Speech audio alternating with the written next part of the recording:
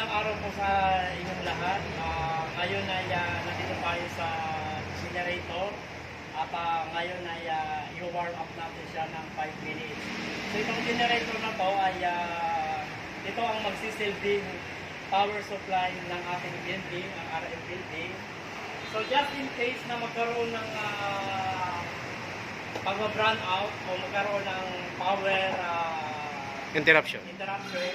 Ay ito pong generator set ang ating pagaganahin para mabigyan ng supply ang building.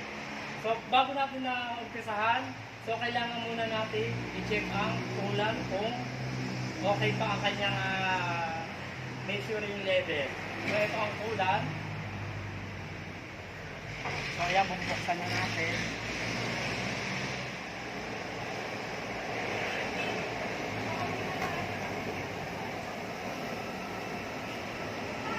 So okay naman ang kanyang measure at sakto lang ang kanyang sukat. So ngayon takpan na natin.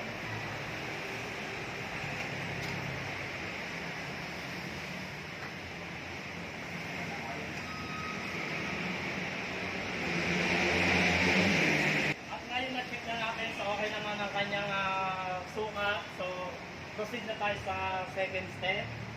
Dito tayo.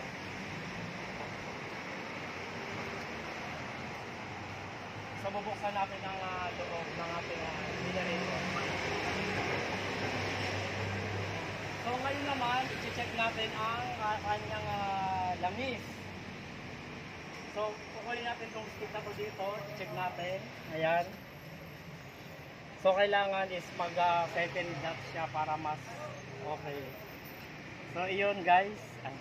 Ito nakikita nyo okay naman siya. Ayan, hanggang dito yung kanyang sukat ng langis. So ibabalik na natin. So ngayon naman ang sumunod ay ang diesel. So para siya umandar, kailangan i-check natin ang diesel kung sakto ang kanyang laman.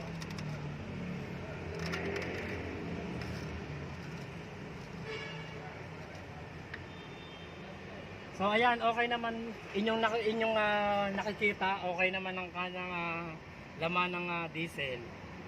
So after nang ma-check natin, takpan natin. So after nang ma-check na natin itong diesel, so okay naman ang kanyang laman.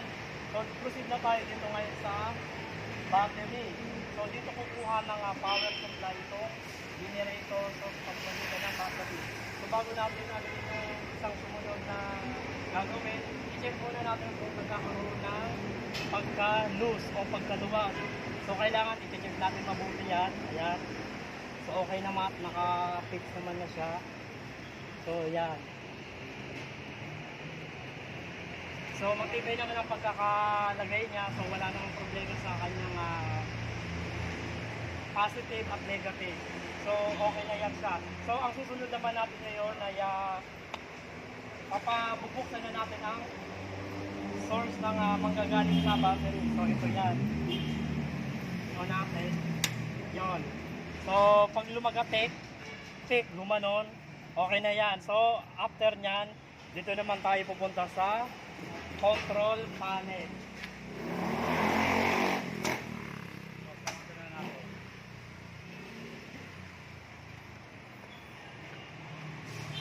May viewers ako ba? So after ma-check na natin yung battery at yung switch, so punta na tayo ngayon dito sa power switch, ang voltage regulator. So i-on lang muna natin siya.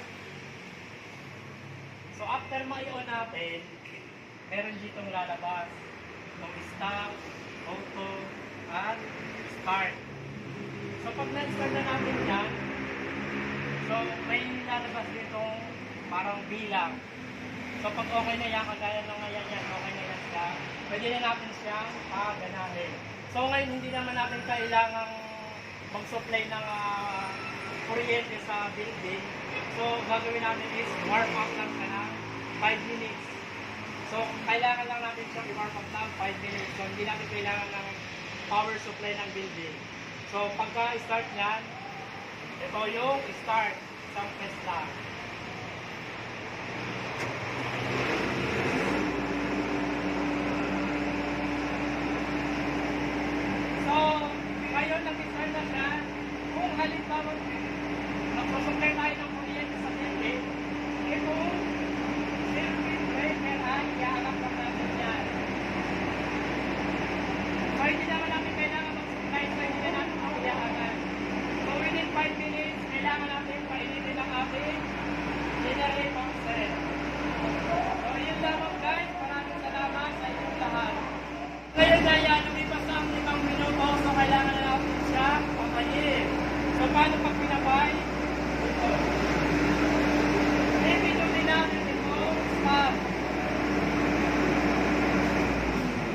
So, after na mapindot natin yung start, ito namang power Tika. switch ang ating i-off.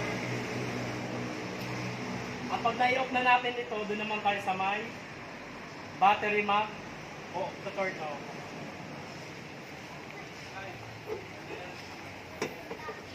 So, na-off na natin sa control panel. So, ito naman ang ating i-turn off. So, na-turn off na natin. So, iyan ang kung paano paganahin ang generator set.